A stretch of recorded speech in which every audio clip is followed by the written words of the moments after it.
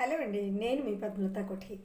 అయితే ఈ స్టడీస్ ఏ విధంగా మనం పూర్తి చేసుకోవాలంటే ఒక మెథడ్ ఉందండి. అది పోమోడోరో మెథడ్ అని అంటారు దాన్ని.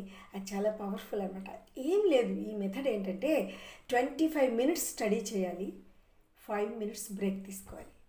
మనం చదువుకునేటప్పుడు ఒక అరగంట అనుకుందాం. ఆ అరగంటలో 25 మినిట్స్ బాగా చదువుకుని తర్వాత 5 మినిట్స్ మనము మంచి బ్రేక్ తీసుకుని మళ్ళీ మొదలెట్టి అలాగా ఒక్కొక్కటి టైం సెట్ చేసుకొని ఒక్కొక్క సబ్జెక్ట్ని పూర్తి చేసుకుంటూ 3H ఫార్ములా ఫాలో అవుతూ ఇంకా చాలా ఫార్ములాస్ చెప్పాను. నా వీడియోస్ చూస్తే తెలిసిపోతుంది, షార్ట్స్ చూస్తే తెలిసిపోతుంది. ఈజీగా చదువుకోవచ్చు, ఈజీగా మనం గోల్ కొట్టవచ్చు ఎవరమైనా సరే. అవి ఫాలో అవ్వండి చాలు.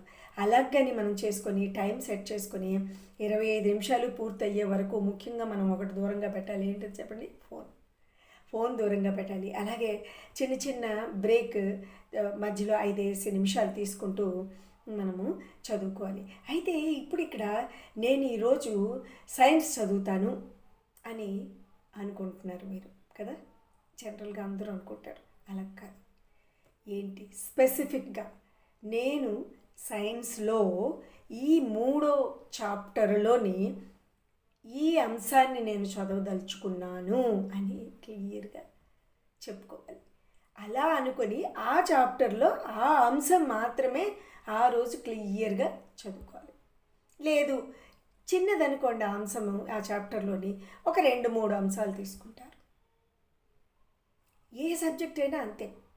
ఏ సబ్జెక్ట్లోనైనా స్పెసిఫిక్గా ఇది నేను ఈరోజు పూర్తి చేసేస్తాను అని మీరు పెట్టుకోవాలి. అదే కదా మరి డిసిప్లిన్ అంటే.